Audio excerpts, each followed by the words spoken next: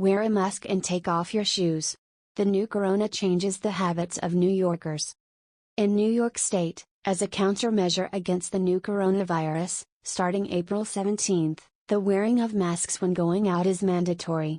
However, perhaps because the weather has warmed up recently, there are many people who don't comply with this.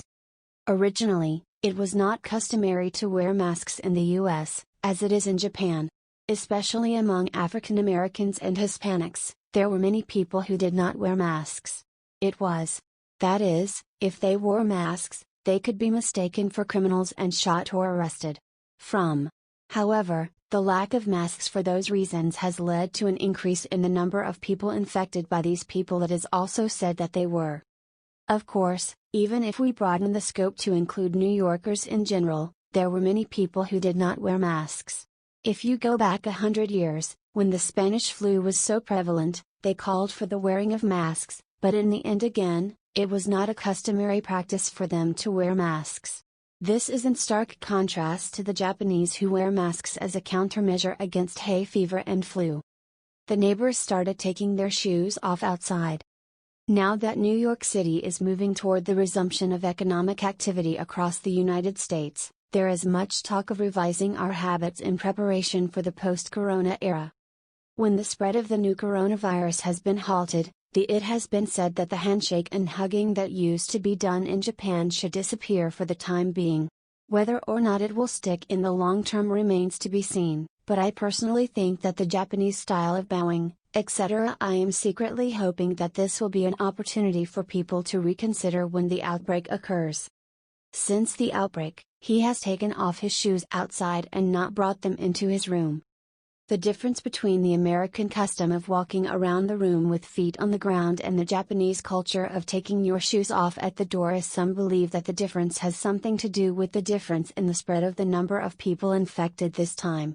Every time I come back from going out, I disinfect the soles of my shoes with alcohol before I bring them into my room. I remember seeing a news report that the virus was still in the soles of my shoes. When I went out for shopping, I found that many of the smaller stores were cash only. However, since the end of February, it has become more and more common for such shops to say no cash. Indeed, I feel a strange sense of caution these days when exchanging cash at. From now on, not only young people, but also people over 50 years old will be able to pay by card or smartphone at once. It is likely to be widespread. Cashless, digital, because the notes and coins themselves may be tainted, and the cashless, digital, there's no doubt that this will continue to change. I guess the same situation is true in Japan, but the curfew has made the pain of commuting to work, the long commute to work, and the need to drive to work. People are starting to notice the waste, etc. The rethinking of work styles should be dramatic. Having a large office in a prime location in Manhattan used to be a kind of status, but the move to the suburbs will accelerate. Also, major finance, securities trading, insurance, accounting, and clerical jobs, especially those that are considered white-collar. I've also discovered that economic activity can actually be turned around enough on the net. It's as if the rocks that used to be hidden beneath the surface of the sea have been exposed with a big receding tide, and many things, but it could be said that they were actually discovered to be unnecessary.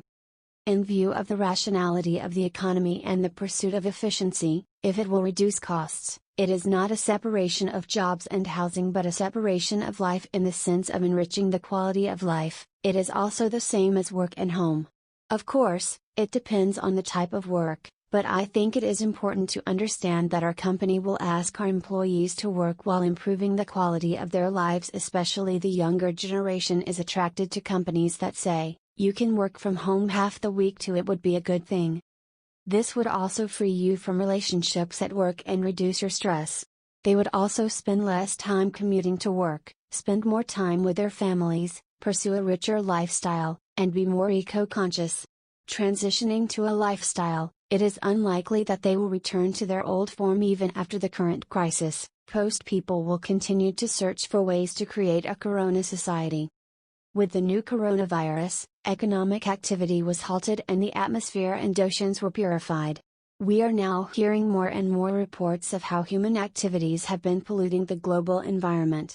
In the name of the global economy, we are learning how human economic activities have been polluting the global environment for years. Now it's clear. Even as we move toward the SDGs, the goals for global environmental achievement proposed by the United Nations, in a post-corona world, will people's economic activities and daily life be transformed? Or will people forget the heat at the end of the day? This Sunday, May 10th, we had a rare snowfall before Mother's Day. Mother's Day danced. I wondered if the number of New Yorkers wearing masks in the streets would increase in the sudden cold weather. I am. Translated with www.dpl.com/translator, free version.